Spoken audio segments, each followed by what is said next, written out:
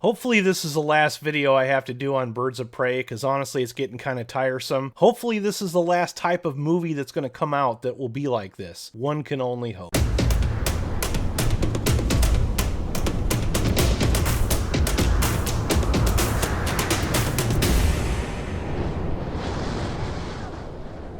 What's up, Raiders? It's Adam from RaidersOfLostFlix.com. Looks like Birds of Prey did not make as much money as they thought it would. On Thursday night, I think it took in like 4 million, something like that. But I just wanted to mention this. It's not like me doing a dance or a victory lap or anything saying, yay, I'm glad it failed. I never want a movie to fail. I just wanted to mention, for the video that everybody crucified me in and gave me all these thumbs down and ratioed me in the comment section and called me man-child, all I was trying to say was that when you're in your marketing and like an actor or director or producer or somebody involved with the movie, usually somebody, an actor or a writer, gets out in the press and talks about how political the movie is. Like they start using buzzwords like feminist or misogynist or pansexual or, men need to see this movie because or, female empowerment. It tends to drive audiences away because you're driving away a large portion of your male audience. Now, I don't have the hard facts in front of me just yet. I'm recording this on a Sunday just in case I can't make the video up on Monday. I might have to go to the hospital. I've had some hernia problems that have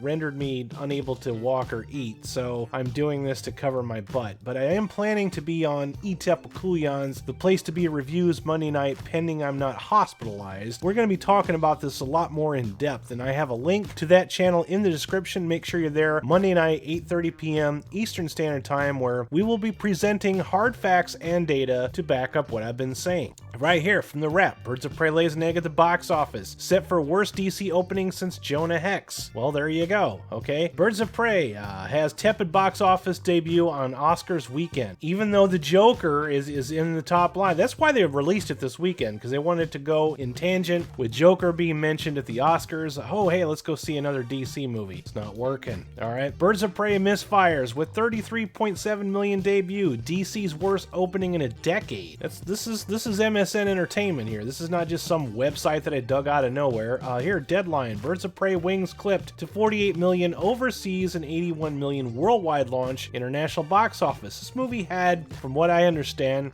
a budget of 97 millions before the reshoot. So I don't know how much it was after the reshoot, but holy crap. Birds of Prey has weakest opening of any DC Extended Universe film. Here, from Forbes, usually Scott Mendelson defends these kind of things. Box office, 8 reasons Birds of Prey failed to take flight. Look, I wasn't trying to be an I told you so. I'm just saying that when you say these things to the press, you're abandoning an audience. So Birds of Prey was marketed towards between 17 and 22-year-old females. So girls that dressed up like Harley Quinn for Halloween that were under the age of 17, they can't go to the movie. You're saying it's a female empowerment movie, so the men are already completely turned off by that because they don't want to sit through a movie and have them say men suck. And even though I saw the movie on Thursday night, and I'll admit it's not as woke as it was marketed, but it doesn't matter. You already abandoned your audience. I will say that there are some glaring issues in the movie itself where all of the men are scumbags or idiots. So when you do that in the movie, you immediately turn away your male audience. That's part of your audience right there. Gone. The girls that can't see the movie, gone. What did you expect was going to happen? That's all I was ever saying, is that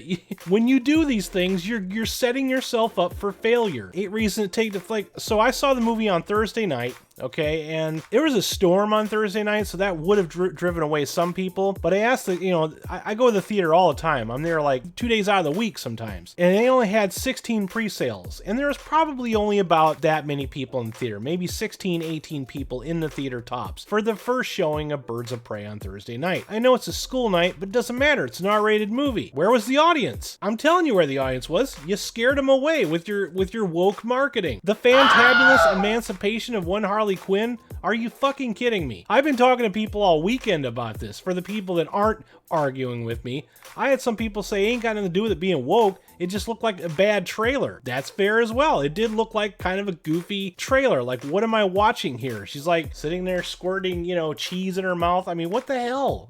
What did you think was gonna happen? I'm not.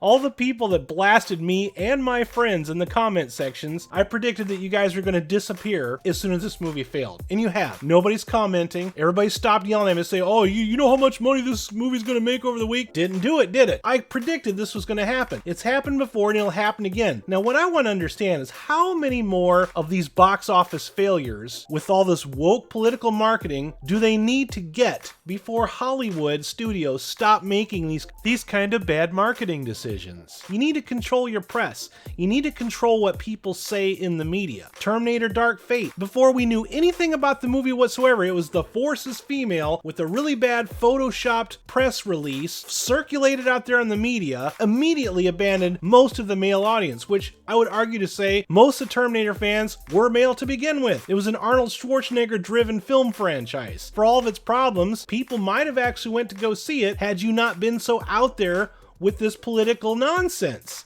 this feminist marketing. Why? And I'm not saying there's anything wrong with feminist films. That's fine. You have a specific demographic, but maybe don't be so out there with it in the marketing, and maybe don't release it in theaters. There's plenty of streaming services that will pick these things up.